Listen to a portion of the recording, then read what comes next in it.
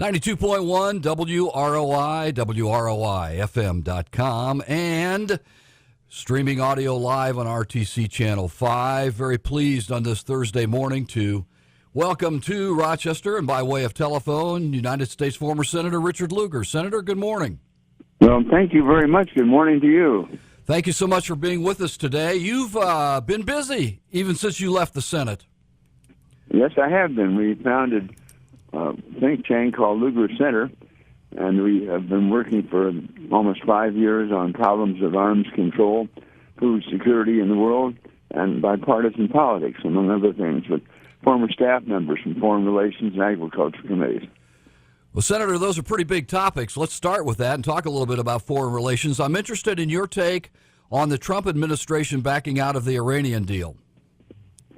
Well, I believe that it was a mistake for him to do so. I would just note that Iran has fully complied with its obligations. It relinquished 97% of its enriched uranium stockpile, eliminated two-thirds of its centrifuges and its entire plutonium facility, and has the most intrusive international inspection team monitoring all of this in Iran. That essentially was the agreement. Now, at the same time, I would add that yesterday I noticed Secretary of Defense James Mattis said that it was Iran's aggressive military behavior, from ballistic missile testing to its intervention in the Syrian civil war, financially and militarily, supporting terrorists, that brought about at least the president's decision. In addition, they thought that they're even going to be intervening in maritime commerce in the Middle East, and therefore the president felt that this was not total eradication of the nuclear system of Iran, and furthermore, Iran's aggressive behavior called for at least repudiation of the Iran deal and perhaps further negotiations. Senator, I note with interest this morning that the news wires are saying that Israel and Iran are now exchanging direct missile fire across the Syrian border, I assume the Golan Heights. Do you feel that this is a separate thing, or do you think it's connected with our not staying in that agreement with them? I suspect it's a separate thing. There has been that type of fire before, but it's a problem that cannot be resolved, at least by repudiating the Iran deal, because specifically, we now, after the visits to Washington of the leader from Germany, the leader from France, the leader from Great Britain, all pleading with the president to stay with the deal, we've sort of isolated ourselves from our European allies. And furthermore, the threat is that if Iran continues, we would apply sanctions against Iran again, and sanctions, therefore, against our allies who are now doing business with Iran, as is permitted when the sanctions were lifted. Senator, I wanted to ask one more question about that, and that's the nature of this deal. This wasn't a treaty. As I understand it, it was an agreement. Was it something that Iran actually put a signature on that they can be held liable to had we stayed in it? Well, they, I'm sure, signed the agreement, but at the same time, the validity of the agreement finally boiled down to Iran complying with the obligations that they had signed. And in essence, we could not tell this without the International Atomic Energy Agency having inspectors on the ground in Iran that made sure that this 97% of enriched uranium stockpile was eliminated, and that the other aspects of this were met. And the inspectors are still on the ground as I speak now. They're daily taking a look at all this, which is of great value.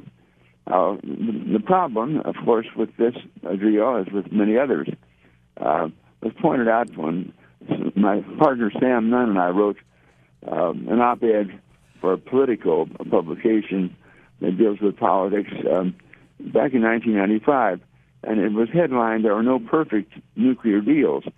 In other words, in this particular case, Iran did not give up its entire nuclear program, and that was not really a part of the negotiations. It was to stop it and make certain they could not do anything for a period of time. Critics of the deal would say that in due course, whether it be 5 years, 10 years, 15 years, Iran might begin thinking about getting back some of its materials and centrifuges and get back into the nuclear game. Senator, not too long ago in the Washington Post, you and Senator Nunn had a column that you kind of an editorial type thing. The key buzzword out of that was cooperative threat reduction, and talking more about North Korea, perhaps. Can you kind of further define that for us, please? Well, our op-ed was about North Korea because our experience in dealing with the former Soviet Union leaders was that we made headway by having cooperative threat reduction. By that, we mean that when the Russians came to us, they needed money. They were bankrupt. They pointed out to us, however, that because they were bankrupt, the nuclear weapons that were aimed at us, in many cases, did not have any guards around them.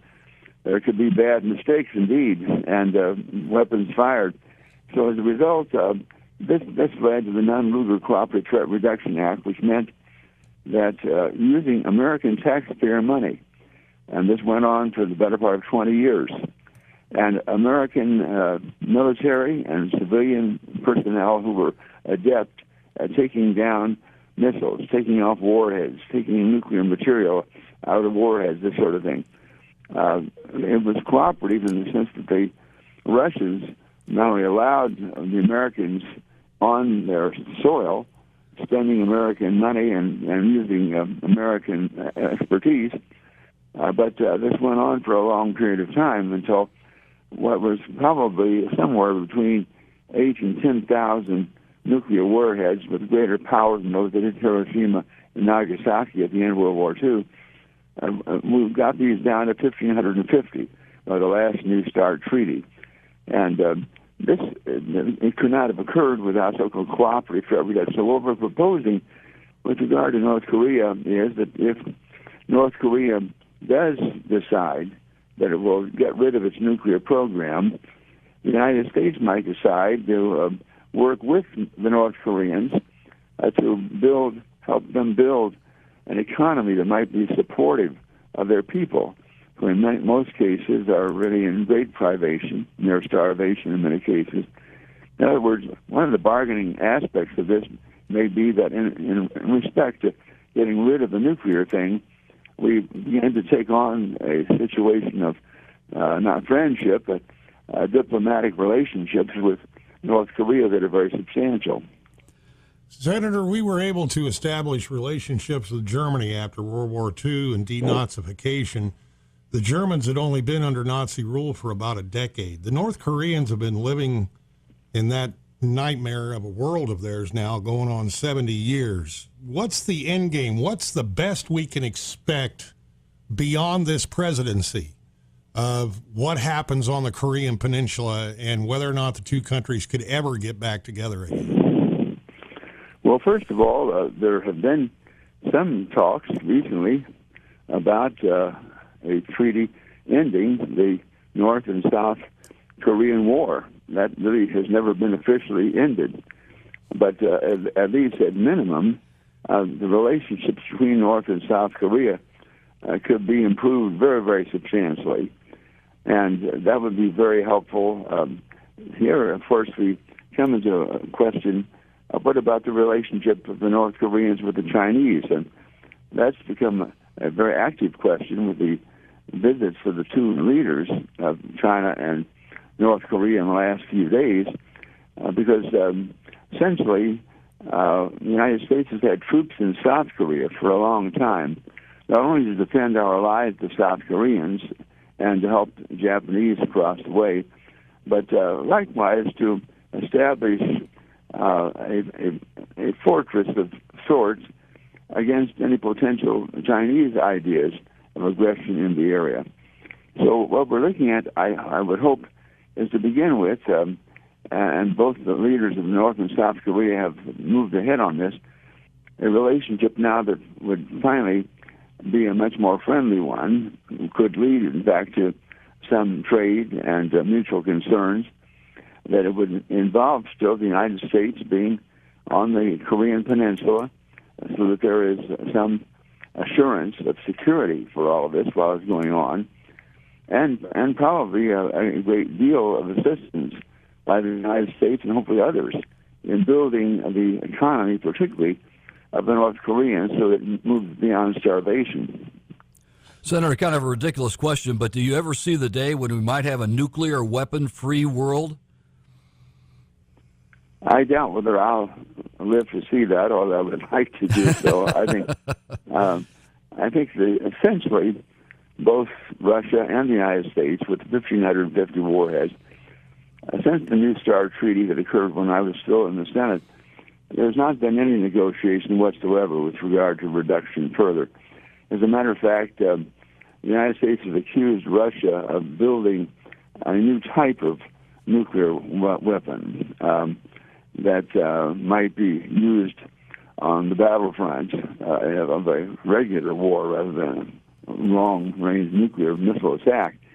And the question is whether the United States is going to build some weapons of this variety that could be utilized at least on the battleground. And it's that kind of discussion that leads one to believe that we're not very close to a world without nuclear weapons. As a matter of fact, a lot of the appropriations that have been suggested in our Defense Department are to refurbish the weapons we have, make sure that they still work and that they're not aging in various locations. Senator, I wanted to ask one more question about North Korea. In your op-ed in the Post, you and Senator Nunn mentioned the fact that they have rocket technology now that could allow them to reach the continental United States. My question would be, with all those artillery tubes they have pointed at Seoul and other areas along the DMZ, do the North Koreans have the technology to utilize atomic artillery rounds? I suspect that they do, although it may be still in the building stage, to say the least. The North Koreans, by firing these missiles over Japan, or really over the Pacific, have tried to demonstrate that their technology has gone a long way. Obviously, the point they're trying to make is that they finally might develop a missile that can get to the United States, albeit a very small warhead would be attached to this, but the very fact that anyone is contemplating sending a very small nuclear weapon, a missile, to the United States is horrifying on the face of it. So the importance of dealing with the North Korean nuclear program now is obvious. And the point will be to get a program that is going to be one of being able to verify, as in the case of Iran, that North Korea is complying, that in fact whatever is there is being torn down, is being taken care of. And that's why it's so important the North Korean negotiations move ahead and they have really a sense of finality with regard to North Koreans' nuclear program. You also have been, throughout your life, involved in agriculture, and I'll combine that with foreign policy and ask you about some of the talk about tariffs that we've heard over the last few months. I know a lot in the agriculture community are a little bit nervous, especially when it comes to soybean production in China and some other things. I was wondering about your take on all that, especially the use of our agricultural strength in foreign policy. Well, let me admit to begin with that I've been managing a Lugar farm in Marion County, 604 acres, for the last 50 years, and we have soybeans and corn, and I'm nervous. I would say that the threats by President Trump to impose tariffs with regard to aluminum, for example, has led the Chinese already to list a whole raft of things that they would impose tariffs on, and among them is soybeans. And already there are rumors that Chinese buyers of American soybeans are in process of canceling their orders, just to show that they are up to date with the program. We are selling a lot of soybeans to China, and that would be a very, very tough blow to the price of soybeans throughout the United States of America. Likewise, I would add that we're still in negotiations closer at home with Mexico and Canada in the NAFTA agreement, which goes on and on and on. We have got to get that one solved because it has so much to do with agriculture, with the exports from our farms. And farms in Indiana or elsewhere cannot suffer blows of this variety without there being a closure of a lot of farms in Indiana and elsewhere. As I recall, Senator, you were one of the early proponents of NAFTA. Do you feel the same way now? Yes, I do. I believe that NAFTA has been very important in terms of trade for the United States. It's been a possibility of exports from America to our neighbors that has, I think, made a lot of difference, not just for farmers, but for a whole host of industries.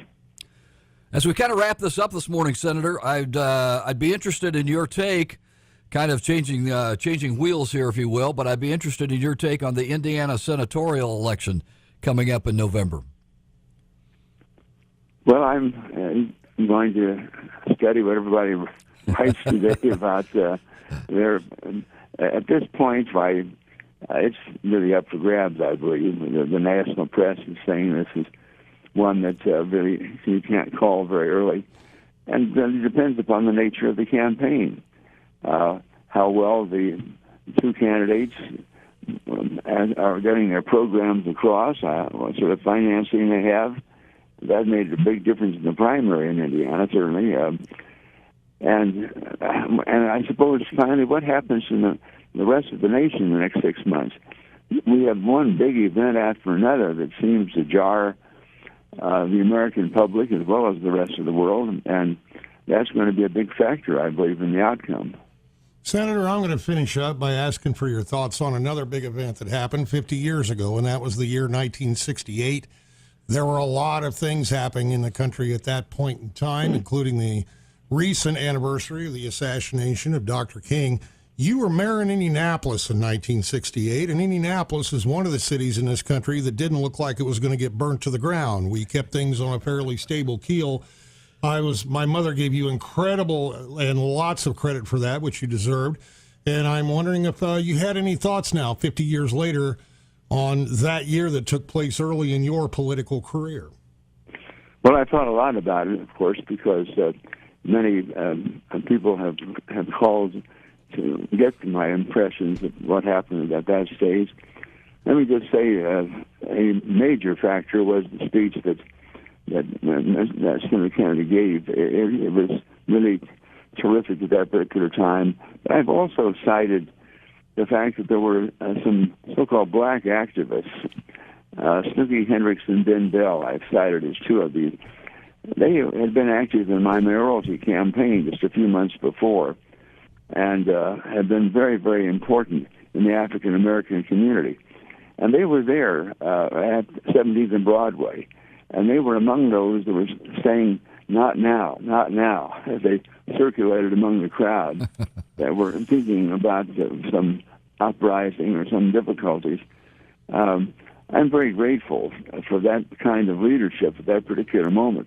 The speech was great, the activities of the so-called black activists likewise, and I was asked to come on to radio and television programs in Indianapolis to make really daily reports about what was occurring in Indianapolis. I was touring churches and street corners and various other places, meeting with various groups, and trying to report exactly what was occurring, what people were saying, and how I think we were proceeding.